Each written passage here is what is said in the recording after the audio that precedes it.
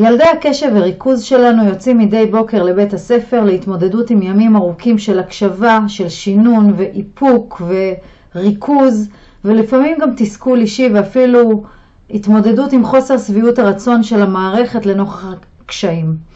אז הכנתי לכם הפעם כלי מאוד מאוד פשוט ומאוד מאוד אפקטיבי לשימוש מדי בוקר לפני שאתם שולחים את הילדים לבית הספר.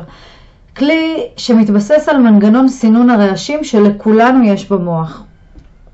כבר בתרגיל הקודם שהראיתי לכם, התרגיל עם היד, מי שלא ראה, יש פה קישור, הבנו שכשאנחנו ממקדים את המוח למטרה, הוא יודע לעזור לנו להשיג אותה. עכשיו בואו נשכלל את זה עוד קצת. יש לנו במוח מנגנון שהתפקיד שלו הוא לשמש כמסנן רעשים. מערכת שמסננת עבורנו את הרעש המיותר, מעבירה למוח שלנו רק את מה שחשוב לנו בכל רגע נתון. אחרת היינו מאבדים את זה.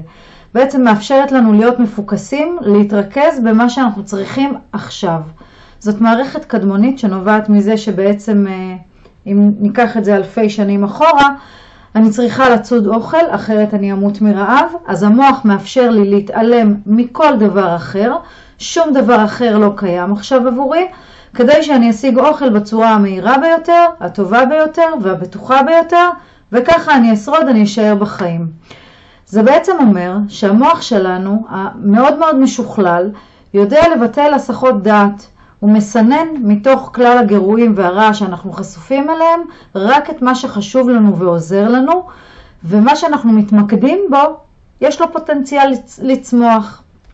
אבל, וזה אבל מאוד מאוד גדול, בעולם המודרני, גם אצל אנשים בלי הפרעות קשב וריכוז, המערכת הזאת לא תמיד פועלת בצורה שהיינו רוצים, כי איך בעצם המוח מחליט עבורנו מה חשוב עכשיו, במה להתמקד עכשיו, לאן להפנות את תשומת הלב בכל רגע נתון.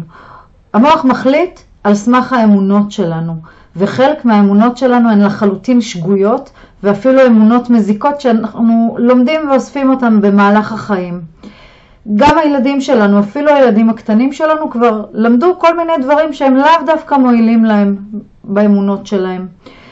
אז אם נוסיף על זה גם הפרעת קשב וריכוז, המערכת הזאת, מערכת סינון הרעשים שלנו, עלולה לעבוד בצורה עוד פחות יעילה, ואנחנו בבעיה, וילדי הקשב וריכוז שלנו ברור שבבעיה עוד יותר גדולה.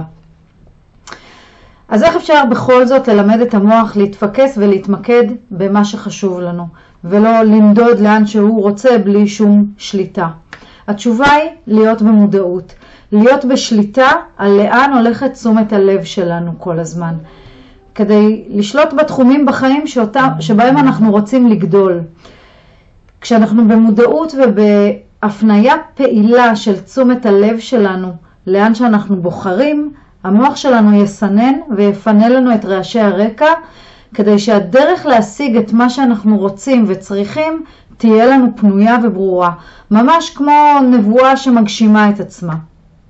עכשיו, ילד עם הפרעות קשב וריכוז שיוצא בבוקר לבית הספר, בלי להקדיש את הזמן רגע לתכנון של היום, בלי להיות במודעות לאן הולכת תשומת הלב שלו במהלך היום שעומד לבוא, הוא פשוט נסחף כמו ספינה בלי רב חובל בלב ים סוער. אנחנו רוצים לעזור לילדים שלנו, לכוון את המפרשים, לנווט את תשומת הלב שלהם למקומות הנכונים. איך אנחנו עומדים לעשות את זה? פשוט על ידי כך שנכוון את תשומת הלב של הילדים באופן מודע לדברים שאנחנו רוצים שהמסנן הזה יעביר אליהם.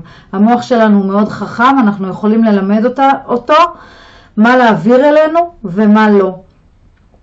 כמה זה ישפר את היום של הילד שלכם אם הוא יהיה ממוקד יותר ויותר במורה בכיתה או במורה בכיתה, ויותר בפעילויות שהוא צריך לבצע, ופחות ברעשים שהוא לא זקוק להם עכשיו או שעושים לו רע? הרבה מאוד. אז התרגיל הבא עובד בדיוק על העיקרון הפיזיולוגי של מערכת סינון הרעשים המנטלית שלנו, ומאפשר לכם כהורים לעזור לילדים שלכם להתחיל לשלוט ולכוון את עצמם במהלך היום שלהם. ואל תטעו, זה אומנם נראה תרגיל ממש ממש בסיסי ופשוט, אבל הוא אחד התרגילים הבאמת מאוד מאוד עוצמתיים עבור כולנו. זה תרגיל שאני מלמדת אותו מבוגרים בסדנאות של כמה ימים, והוא חשוב מאוד עבור כל אדם, ובטח ובטח שעבור ילדי קשב וריכוז. הוא מאפשר להם לגרום למוח שלהם להתרכז יותר במה שצריך ופחות במה שמקלקל להם את היום ופחות במה שמתקלקל להם במהלך היום, שזה אומר פחות תסכולים ויותר קשב למקומות שצריך. ובכוחו של התרגיל הזה באמת לשנות ולשפר את איכות החיים כשמתאמנים עליו ומבצעים אותו באופן יומיומי. את התרגיל הזה מבצעים בכל בוקר, תוך 2-3 כבר אפשר לבצע אותו לבד, הילדים יצליחו לעשות את זה לבד רק עם תזכורת קטנה, בלי להקשיב לי אפילו, תוך כדי התארגנות, תוך כדי מקלחת, תוך כדי נסיעה. אם מדובר בילדים קטנים כדאי לשים אותם מול הסרטון או לתת להם להקשיב לסרטון ברקע. ההקשבה ברור שעוזרת בעיקר בגילאים הקטנים. לא חייבים לעצום עיניים, אפשר גם להשאיר עיניים פקוחות. אנחנו משתמשים פה בתרגיל הזה בהמון דמיון, וילדים אין להם בעיה עם דמיון. אני ממליצה באמת להכניס את התרגיל הזה לשגרת הבוקר של הילדים שלכם ממש באופן קבוע ויומיומי.